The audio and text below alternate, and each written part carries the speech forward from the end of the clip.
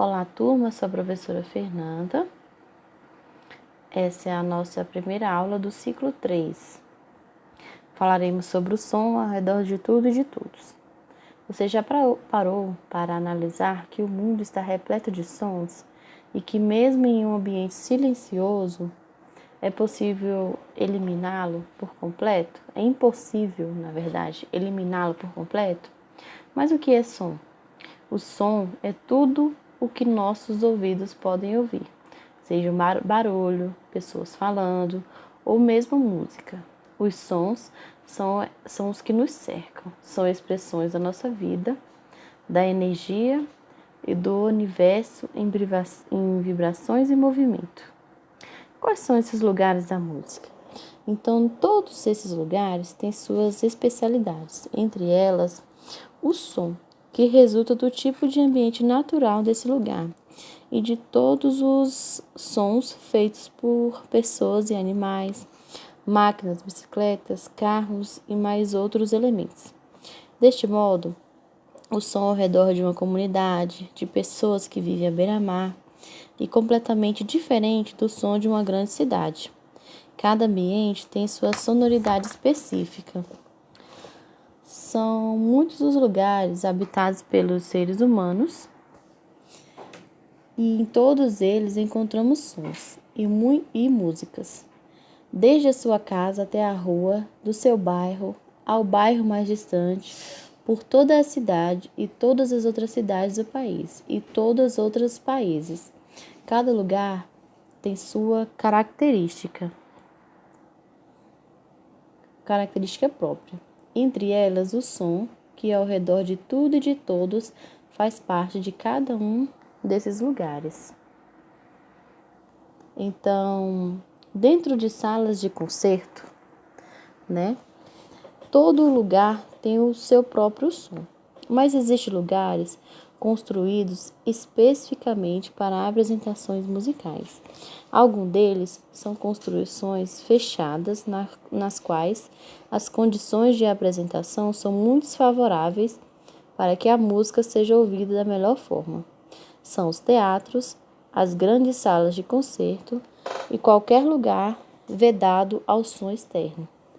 As salas de concerto são espaços que foram construídos especialmente para apresentações musicais, de orquestras sinfônicas e grupos de músicas de câmara. Quando uma apresentação musical acontece em um teatro ou em uma sala de concerto, o público é levado a direcionar sua atenção para o palco e a forma com que está ocorrendo. Esse processo também é provocado pelas luzes, que, no geral, iluminam apenas o que acontece no palco. Observe a imagem da plateia escura contrastando com um palco iluminado. Essa é uma forma mais comum de uma apresentação musical. Algumas vezes a plateia é iluminada no decorrer da apresentação, e isso pode acontecer quando o artista interage com o público.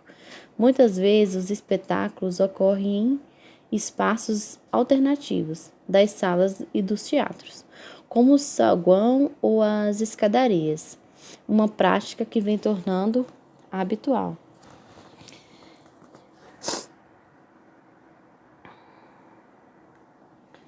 O gênero musical tocado nas salas de concerto geralmente é a música clássica, também chamada de música erudita.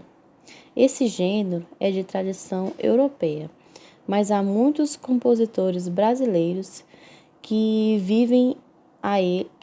vinculam a ele desde que o Brasil começou a ser colonizada, Outros lugares construídos especificamente para abrigar apresentações musicais são casas de shows e espetáculos, que recebem grandes produções musicais. como concertos de música, rock internacional, artistas conhecidos, tudo que é produção musical que precisam de salas com grandes dimensões. E também existe lugares externos, nas ruas e praças, que foram feitos para abrigar apresentações, os coretos e também os teatros de arena. Os coretos são pequenas construções em forma circular, cobertas geralmente e erigidas em praças e espaços públicos. No Brasil, os coretos são tradicionalmente associados a bandas compostas por instrumentos de metal, pois são esses grupos os que mais se apresentam nos coretos. O Brasil é um país que tem tradição musical de banda, muito conhecidas, tanto nas comemorações das datas cívicas como nas festas populares. As bandas são verdadeiras escolas para músicos músicos de sopro e percussão e fazem parte da história musical de muitas localidades. Ainda hoje, muitas cidades têm uma ou mais bandas que levam a música de forma democrática para a população, uma vez que a maior parte das apresentações das bandas se dão nos coretos e nas ruas.